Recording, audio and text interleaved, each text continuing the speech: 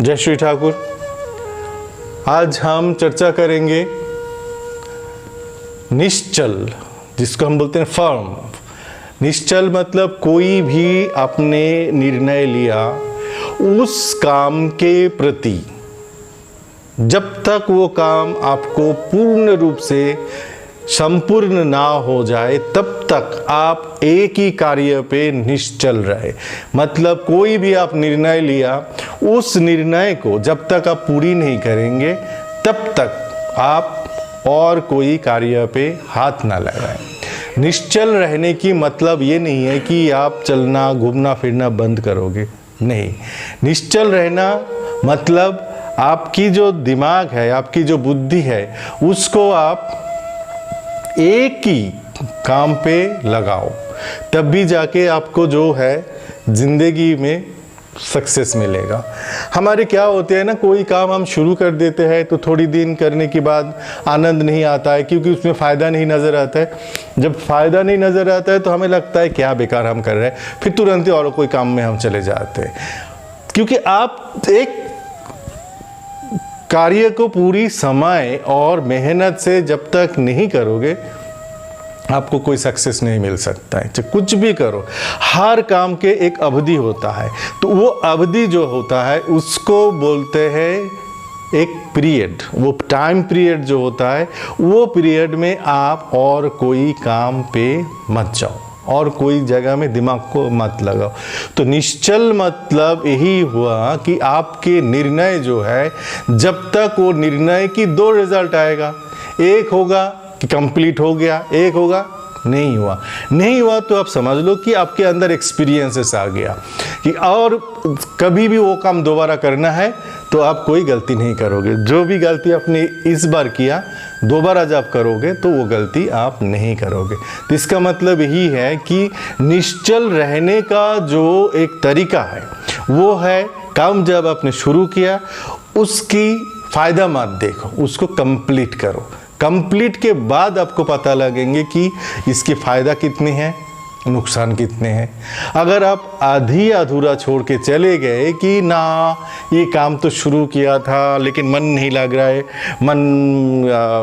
इसमें कोई फ़ायदा नज़र नहीं आ रहा है, इसलिए मैंने बंद कर दिया, तो आपके तीन नुकसान होगी। एक, आप समय बर्बाद कर दिया, दूसरा आपका एनर्जी गया, तीसरा कोई भी मौका हुआ उस काम के सक्सेस के लिए, उस मौका को भी हाथ से गवा दिया। अगर आपने फेल भी किया तो सीखा कुछ, पास हो गया तो सब लड्डू बांटेंगे, फेल हो गया तो बोलेंगे आया बड़ा हरफुल मौला, काम नहीं करना आता है, चले थे बिजनेसमैन बनने, मजाक उड़ाएगा, उड़ाने दो, कोई फर्क नहीं पड़ता। क्योंकि आपको पता है वो काम अगर दो बार आप करोगे तो उस काम में आपको ज़रूर सक्सेस मिलेगा। तो निश्चल रहना आपकी निर्णय के ऊपर, आप जो काम करोगे, जैसा भी काम हो, दुनिया में काम की कोई कमी नहीं है और हर एक इंसान की अलग अलग सोच है। किसी को कोई काम अच्छा लगता है, किसी को कोई काम अच्छा नहीं लगता है। कभी देखो, अब खाना बनाने वाला काम देखो, पहले क्या तो ये औरतों की काम है खाना बनाना, कोई मर्द खाना थोड़ा ही बनाता है। आज की तारीख में जितने बड़ा 5 स्टार होटल है, जितने बड़े बड़े कुक है, सारे मर्द हैं। और उनकी सैलरी देखो, करोड़ों रुपया में उन लोग तनख्वाह कमा रहे हैं। क्या करता है? खाना बनाता है। ये खाना अगर कोई घर पे बना है, अरे उसको टोन टिटकरी हो जाती है, अरे तू औरत है, घर पे खाना बना रहा है बैठे बैठे और कोई काम नहीं है तेरे को। तो ये सोच जो है हमारे, ये सोच एक